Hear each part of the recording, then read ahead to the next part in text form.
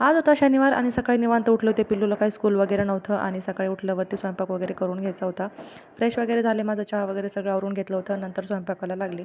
पालकाची भाजी व्यवस्थित कट करून धुवून वगैरे घेतली आणि नंतर इकडे चहा ठेवला होता मी. चहा वगैरे घेतला आणि भाजी शिजलेली होती. स्वयंपाक वगैरे सगळं करून घेतलं आणि नंतर मग स्वयंपाक झाला होता, जेवण वगैरे झाले होते.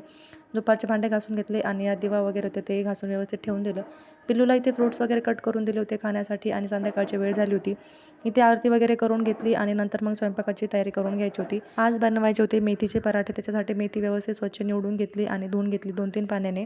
छान कट करून घेतली. एकदम बारीक, जेवढी बारीक होईल तेवढी बारीक कट करून घ्यायची आणि नंतर याच्यामध्ये गव्हाचं पीठ घेतलं होतं मी.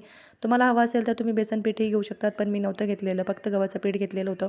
आणि याच्यामध्ये सगळे मसाले टाकले होते, जेवढे आपल्या घरामध्ये मसाले असतील तेवढे सगळे मसाले टाकून घेतले. कस्तुरी मेथी टाकून घेतली होती, तीळ टाकले होते पांढरे आणि जिरे टाकले होते, लसूण टाकला होता किसणीने बारीक करून आणि नंतर भरपूर अशी कोथिंबीर टाकली होती वरून. हे सगळं कोरडं व्यवस्थित मिक्स करून घेतलं होतं. मीठ राहिलं टाकायचं, मीठ टाकून घेतलं आणि हे सगळं व्यवस्थित मिक्स करून घेतलं पाणी टाकायच्या अगोदर, कारण की जे आपले ड्राय मसाले आहेत ते सगळे व्यवस्थित सगळीकडे मिक्स होतील म्हणून.